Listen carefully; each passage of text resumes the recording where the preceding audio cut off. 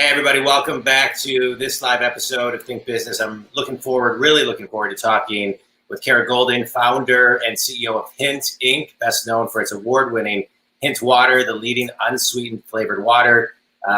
Kara, you have such an incredible background and backstory. You've been named one of InStyle's Badass 50, Fast Company's most creative people in business, Fortune's most innovative women in food and drink, and the Entrepreneur of the Year for Northern California.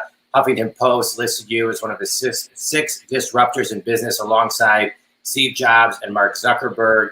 You are an active speaker, active writer. You have a new book that just came out in October, Undaunted. So we got a lot to talk about, and I appreciate you taking time to be on the show. But I want to jump in and talk about where we sit today, January 6, 2021. It has been quite a year in 2020.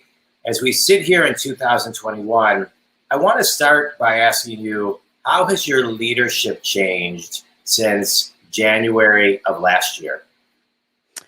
I think that the thing that I most realized in coming into this year is that you can't really clump a situation into being, the same as yesterday, right? Yeah. But in some ways, you can actually learn from history and figure out exactly how to move forward. So I'll never forget those last 2 weeks in March, including flying to New York and kind of hearing from my team in mid-March that they were very uncomfortable going into the office. Yeah. And I live in the Bay Area in San Francisco. And, frankly, I just don't think that it was really in California yet. I mean, we found out later that it kind of was in California, but we didn't really know it. And there was not this awareness that was going on in New York, and it was clearly stressing and straining. And so as a leader, I think actually walking into that situation and feeling it, and then coming back to my team and saying, I think people should be working from home, at least in New York for right now. And let's actually figure out, a little bit more about what's going on. But I think that the other piece of it too was realizing that we realized this in 2008, 2009, that being a little bit paranoid and having enough cash in the bank and doing what you can as a company to constantly be thinking, what if, even when the rest of your colleagues or, in other companies in your industry are saying, wow, that's really crazy. Why wouldn't you save a little money by getting cans or getting bottles from outside of the US versus actually blowing all of your and making your supply chain totally in the US, which ended up to be, was pretty much gold by the time, while the rest of the world was shutting down at different times, we actually were able to really weather the storm quite nicely. So I think that I would say that the leadership lessons in particular were, get in it with your team. And actually, and especially when you don't understand, I think for me, I needed to get on a plane and go fly into it and actually see for myself. And that expanded, frankly, into by the last week in March, when we suddenly knew this new term that we hadn't heard, which was called essential product. Yeah. Being an essential product, you actually have a responsibility as a manufacturer in the US, water, to manufacture 24 hours a day, keep the shelves stocked, all of those things. So while many people were hearing shelter in place, you'll be staying home, maybe their husband or wives were staying home, I was saying to my team, actually, you're going to be working, and here's your N95 masks, and here's your gloves. And at some point I thought, again, I got to go there with them. So I actually went back to what I was doing 15 years ago, which was taking on a route. Yeah. And I had a few people on my team say, really? You're gonna go and take on a route while you're gonna go into Target stores and be merchandising and in the middle of a pandemic? And I said, I am. And part of the reason why I wanted to do that was because I wanted to make sure that I was making the right decision. Yeah. Because I did not know what was out there. Yeah. And no one did. And I was very, very clear with my team that I had never been through a pandemic. And so I hoped I was doing the right thing, but I wasn't sure. But again, I think showing your realness, maybe your fear a little bit, to saying that I'm going to make this decision for us, and it could evolve as we go on. And what ended up happening too was that things like, just tiny little strategies, including the fact that I started going into stores before 7:00 in the morning. I went to the managers of Target and Whole Foods and some of the others, and I said, hey, would you mind if I come before the doors actually open? And they said, no, that's fine. And I said, great. And I felt more comfortable. And so I went back to my team and I said, hey, there's no people in the store before 7. If you get there, like, I don't know, I feel you guys do whatever you want, but that's my strategy. But so again, coming in with sort of, the strategy, the C-suite, maybe thinking was something that my team valued. And, as it didn't sit there and continue to think, I think our CEO is trying to kill us. I mean, which was truly what a few of them even said to me. And I said, no, not really trying to do that. But I get where you're coming from, but seeing that you're going to go into the battlefield with them, I think is something that really separated the leaders during this time in every single industry. Absolutely. From those that, really did not surface in the right way. Yeah, I agree with you. And, leading by example, I mean, it's not what you preach, it's what you tolerate, which is one of my favorite things. But it's also leading by example. It's not what you say, it's what you do. So kudos to you for really getting into really scary times and being real. I think too many leaders today are not real, and they've created this kind of image. They have this external brand that doesn't match the internal brand, and that's a big disconnect, I think, today, especially when people are buying into cultures and want to work for cultures of people who are real, care about them. And so kudos. I love that story. I think it's so great. I want to talk to you a little bit about something you said about how you look at history. And, we can look at history and learn a lot. And then we can make some assumptions when we look forwards. Pre-COVID studies were showing that 85% of the jobs that exist in the year 2030 don't exist today. So we're going through this decade of change, and COVID, I think, accelerated a lot of that. And so when you look at just the landscape of business, how do we kind of rewind? How are you rewinding and reverse engineering studies like that to prep for where the world is going tomorrow?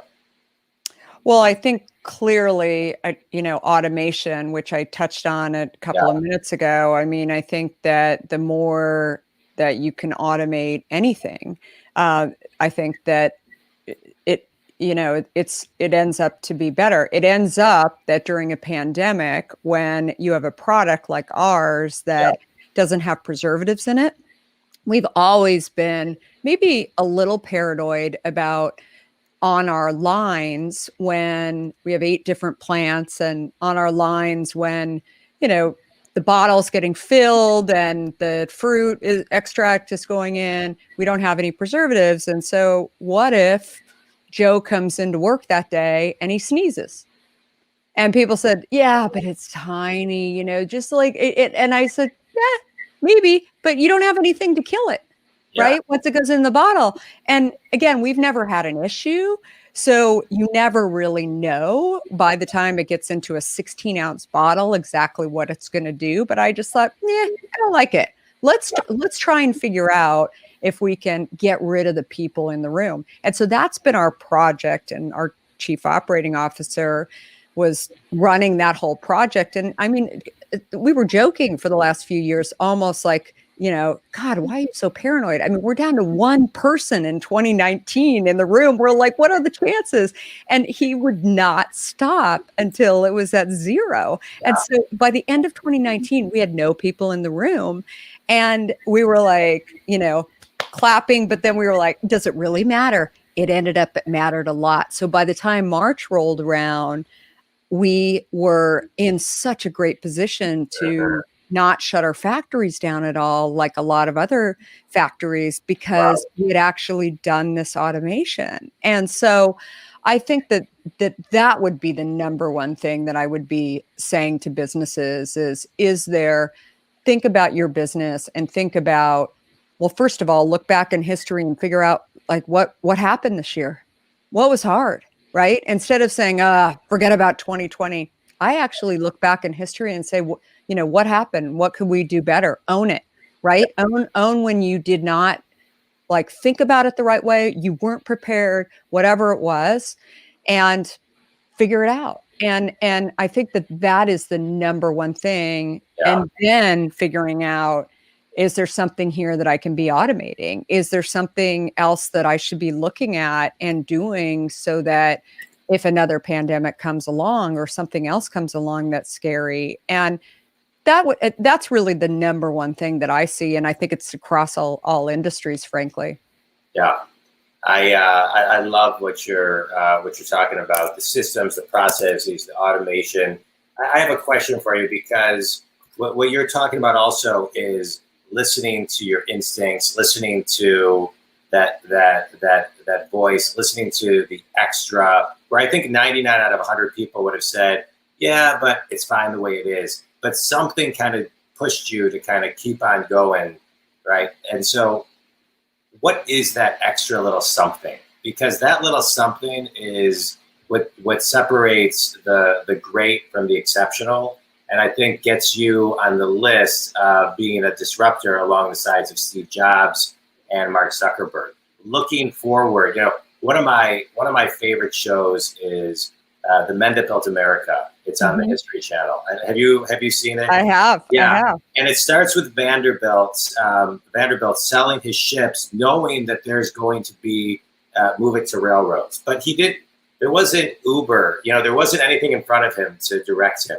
And so he had to make decisions, tough decisions and changes when he didn't know what was in front of him. And so for you didn't know COVID was in front of you, but you listened to your gut and your instincts and you pushed it and your team got on board. And so just kind of infuse some empowerment in people to do more of that. Yeah, I think it's also infusing this concept that actually I learned in the tech industry in the mid 90s from the little startup that I was working in that was in Steve Jobs' idea that spun out of Apple, but that ideas can come from anywhere. Yeah. And so it doesn't matter whether you're an engineer or you're the person sweeping the floors. You look at a situation or a problem and you are brainstorming about it, and that as long as you can participate and you can think, it doesn't really matter. I mean, in this case, if you went to college, if you went to Stanford Business School, whatever, your ideas were actually looked at as, are they, piquing another idea that's going to satisfy curiosity, whatever, and or spur curiosity, more curiosity. And so I think that's the thing that I think about a lot, is that unfortunately the problem happens, these big ideas don't actually get incubated when, for example, you've got a bunch of people sitting at Coca-Cola trying to come up with innovation. Yeah. Innovation doesn't happen because they're all, the same, right? And they're all talking to each other all day long, and there's no ideas.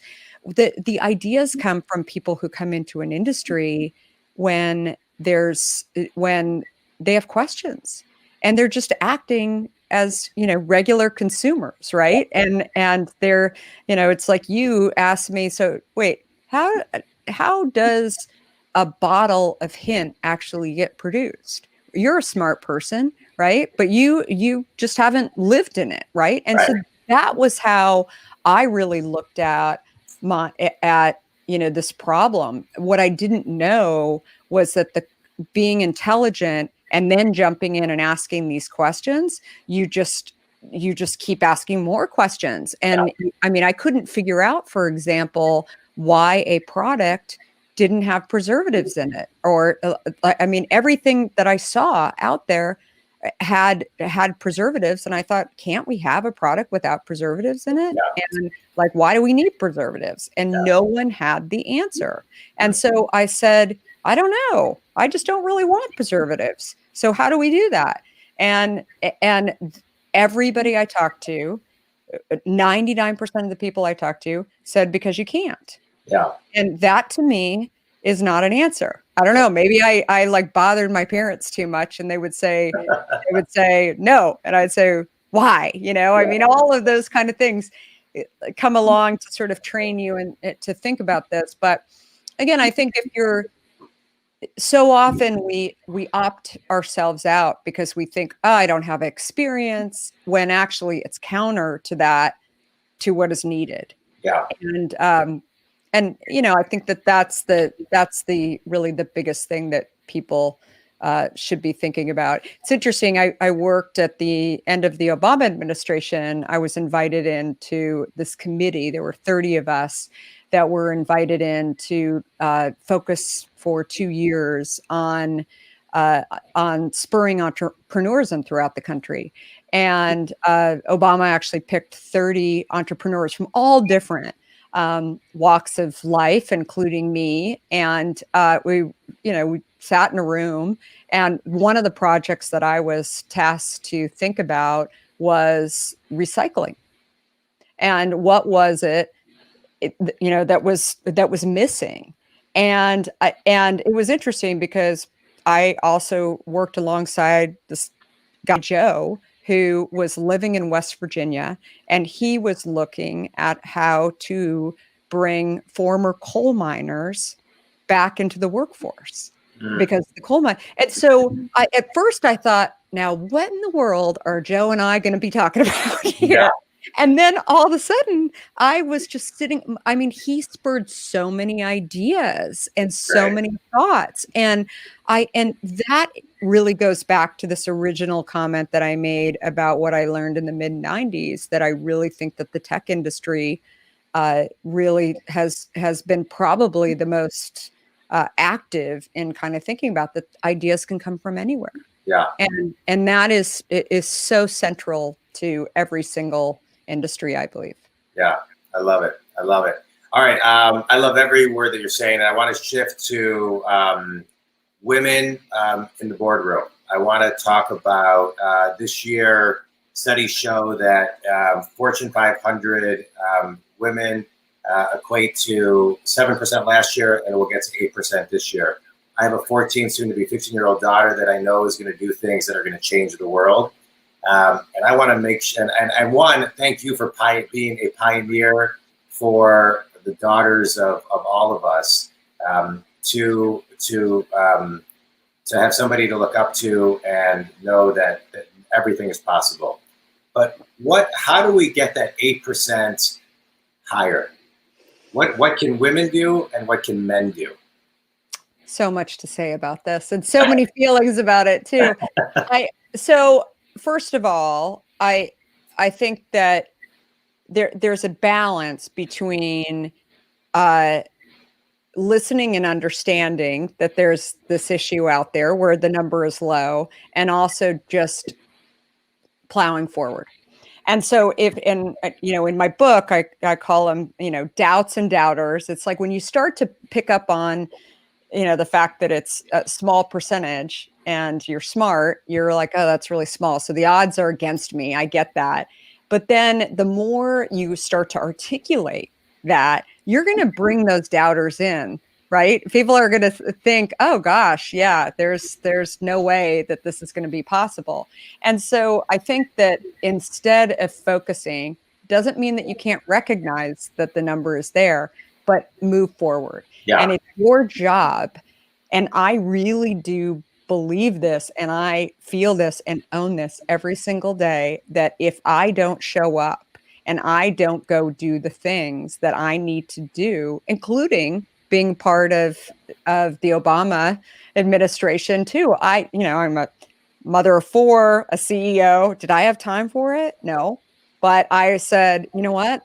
I'm going to make time. I'm going to figure this out to do it because it's my responsibility. And that's how I feel about, a lot of what you're talking about there too, is that it is my responsibility. Where I get nervous though, and I have, for Gen Zers that are sitting in my house, is that I think, and I'm of the Gen X generation, I think that we've got this group in between the Gen Xers and the Gen Zers that feels, many of them, that they've been sold a bill of goods, right? And I think that what we've seen in the pandemic is that many of those millennials have left these large cities, have with a lot of debt, have, tons of student loans. They signed up for that tech job that they took a lower salary at to get more stock, and they got screwed in some way, or, they went to a large city and they didn't like that. And so I feel what I get most nervous about is that I think that there are a lot of millennials and particularly women that are potentially opting out in some way, and we haven't done a great job in trying to figure out. Instead, we're saying, oh, they're just millennials, right? Yeah. We haven't tried to figure out, how do I pull them up, because I don't really think that they're getting pulled up in the right way. I don't have it figured out yet, but I know that, and again, as I've been sheltering in place, I've been having this conversation with my kids that I'm not going to be their manager. And that's why I care about this, that I feel like I still have time, for example, to basically share with millennials that it wasn't easy. If you read my book, you'll see a lot of people have said, look, you had your doubts, you had your failures in there. You talk so honestly about that, and about the stuff that you gave up, about the stuff that you had some success, but then you also said that there was stuff that happened that, you didn't like along the way too. And why don't more people talk about that stuff? Yeah. And I don't think that Gen X does that as well. And I don't think that, I'll go as far as to say that I think that there's more male leaders who talk about that. I don't think the female leaders talk about it in the same way, to say like, that happened and here's what I learned from it, et cetera. But anyway, I think it's an interesting time, and I think that it's as we hopefully come out of this pandemic, I'm hoping to really try and figure that out a little bit more and think on it. But I do worry. I do worry about it. Well, I love that you're thinking, and I will continue to think as much as I can, if whatever, and talk to my daughter about it as well. So I think it's great. Let's talk about your book a little bit more. Let's talk about the book. So Undaunted. Tell us about the title. Yeah. So, well, first of all, I call myself an accidental entrepreneur, but I also call myself an accidental author, because I didn't know I was writing a book when I wrote this book. It was my journal that I was writing for the last 4 years. And I was spending a ton of time on planes and in hotel rooms across the country. And instead of turning on the TV, I would start writing. And I would write about, I was doing a ton of public speaking, and sometimes people would ask me questions and I would get kind of stumped about something and think, okay, let me think about a story that would really kind of articulate exactly what the best answer is for this. And so as I started to write this out, about 2.5 years into it, I was talking to a friend of mine who's an author, and I said, how would I bind these notes into some sort of format? I wasn't even calling it a book. I said it so that I could just give it to people so that they could learn from my mistakes and maybe know that it seemed really hard and really confusing, but actually that was a big lesson that I learned in order to do what we're doing today. And she misunderstood me and said, what do you mean, like a publisher or an agent? And I said, maybe, I don't know. I'm just thinking about like actually putting it into some sort of format that it will be easy for people to get.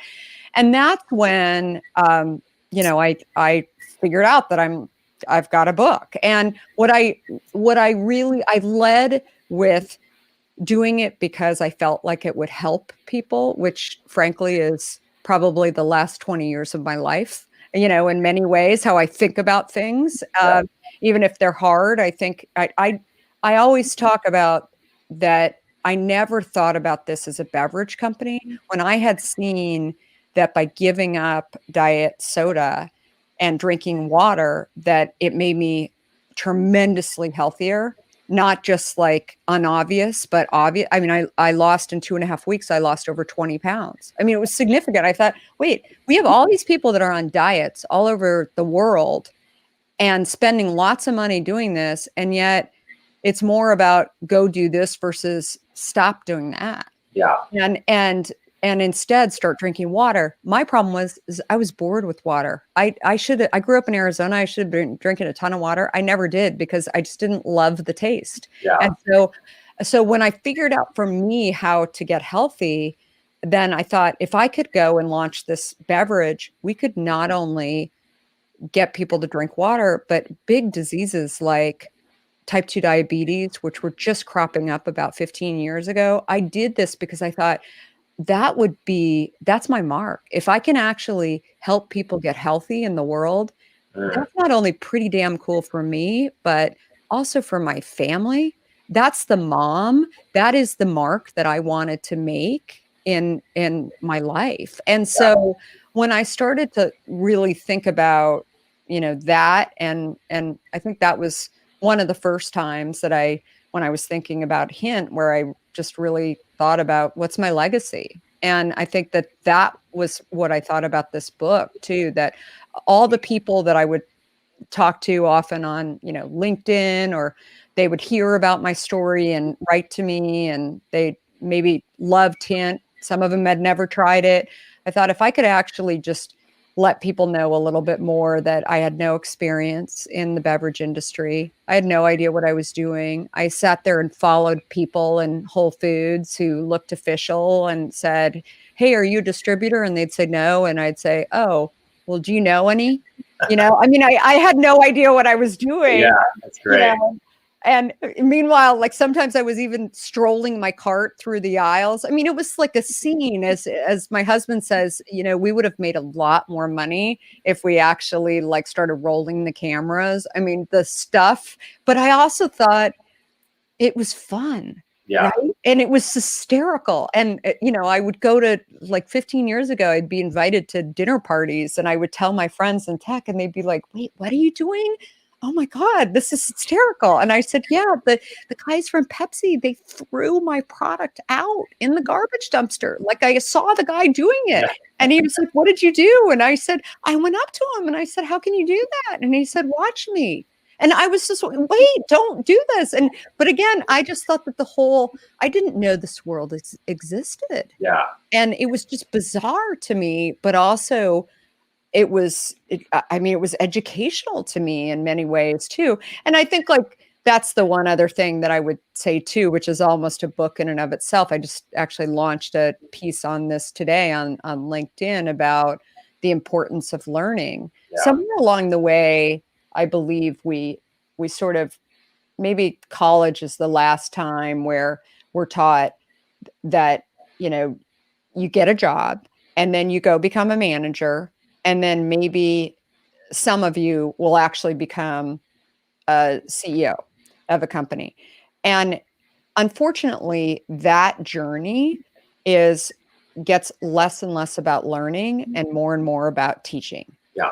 And so the most unhappy people today are sitting in the highest levels of our companies, often our government, right? Where they're just telling people what to do. Yeah. And I think that for me was here. I'm managing a group of 200 people at, my last job prior to Hint at America Online. And that was, I should have been happy and I wasn't happy. And I go back to looking at the fact that I wasn't learning. Yeah. And it wasn't a priority to me to learn either. And that's what I was so engaged with when I started learning about the beverage industry. And there were tons of people around me saying, like, really, beverages? Like, you're in tech. I mean, you got stock options, you're making money, like what are you doing? Yeah. And I said, I don't know. I don't really know what I'm doing, but I'm actually enjoying myself every single day. And I make you laugh because you're listening to my horrible stories about my product getting thrown in the dumpster. And it's all, and so anyway, but I think that no matter what industry you're in, and I think, and maybe you're sitting inside of a role today where, you should be happy, but you're not happy. Try and figure out if you're learning. And if you're not learning, that could be one of the top things that needs to change. That's so well said. A quote that changed my life was success minus fulfillment equals failure. I had a great corporate job. I wasn't happy. I wasn't fulfilled. I always wanted to be a business coach. I wanted to write books. I wanted to speak. I wanted to coach companies, coach people. My dad, when I was 18, gave me a set of tapes that's by Brian Tracy, Kara, called The Psychology of Success. And he said, you'll learn more from these people than you will college. And I became obsessed ever since, and that was 30 years ago. And so to me, I agree with you. There is not a day that goes by that I don't do something to kind of grow my learning. And I find that in my coaching business, I'm coaching a lot of the people you're talking about because they don't have anybody to talk to. They're lonely. They're stuck, and they need to get unstuck. So I agree with you. I think learning is absolutely critical, and I wish more companies put it as a top priority and saw it as an investment and not an expense. So I think that's great. I love your story. I love talking to you. You ready for a quick speed round? Yeah. All right. Favorite book and why? Well, the book I'm reading right now that I kind of touched on is called Can't Even. And it's how millennials became the burnout generation. Oh, wow. And it's quite good. And I actually interviewed, her name is Ann Peterson. I interviewed her on my podcast, and I dug in a little bit more again, because I feel, can I have impact? Can I change and help? And I think it's important. And so anyway, that's one of the better ones. That's great. Oh, good. I'm reading a book right now, which I love, Cast, which if you haven't read it, it's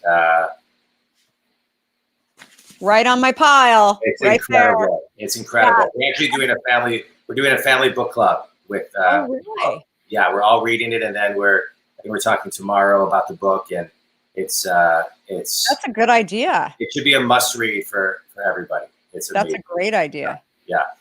Best piece of wisdom you've ever received? You can't actually do it if you don't try. That's a good one. One piece of advice you would give people in college. Excuse me. One piece of advice you would give somebody graduating college today. Go out and find what you love. Yeah, I love it. And can I add just one or two sentences? Yeah, of course. I think that one of the chapters in my book that I talk about that a lot of people have been pretty surprised about is that I didn't actually have recruiters come on campus that I wanted to talk to. And so I invested in myself and bought a plane ticket, and I told every single person that came within, I waitressed when I was in college. Any person that would talk to me, I would tell them that I'm going on this tour. And I made the tour a lot bigger, but I told them I was going to LA and San Francisco and Chicago. I knew I wanted to live in a big city. I had over 90 interviews in 1 month, and I had over 60 job offers coming out of college. That's great. And people always ask, did you have all these recruiters? Did you, and I said, no, I told everybody, and people want to help. People are actually, they do want to help, and especially people who are older than you. They want to help you. And those entry-level positions are the ones that people are trying to find the great people that want to work. Yeah, I love it. I love that story. Last question. Define yourself in one word. Curious. All right. Kara, tell everybody how they can get your book and any contact information that you want to give away. Thank you. So it's Undaunted, Overcoming Doubts and Doubters, bookstores everywhere, Amazon, Audible, etc. And of course, you have to have a hint with your bottle of with a bottle of hint with Undaunted, which is our drink. And yeah, I'm all over social media at Kara Goldin, and please stop by, and hopefully we'll get to meet at someday soon. I appreciate it, Kara. I appreciate you taking time to talk to me. I wish you all the best on your book. And you're a great example of leading by example. Thank you so much. I think people learn through authenticity of stories and lessons, and you just through how you and I spoke, you just kind of ooze that very freely and generously. So I appreciate that. And I know I probably can speak for many people who probably feel the same way. So I appreciate you being on the show. Thanks. I love your products. I love your wisdom, and I love everything that you shared today. So thank you. Thank you so much to the Think community. Thanks for joining us. Go get some Hint water and go get Undaunted on Amazon.com. All right. Thanks, everybody.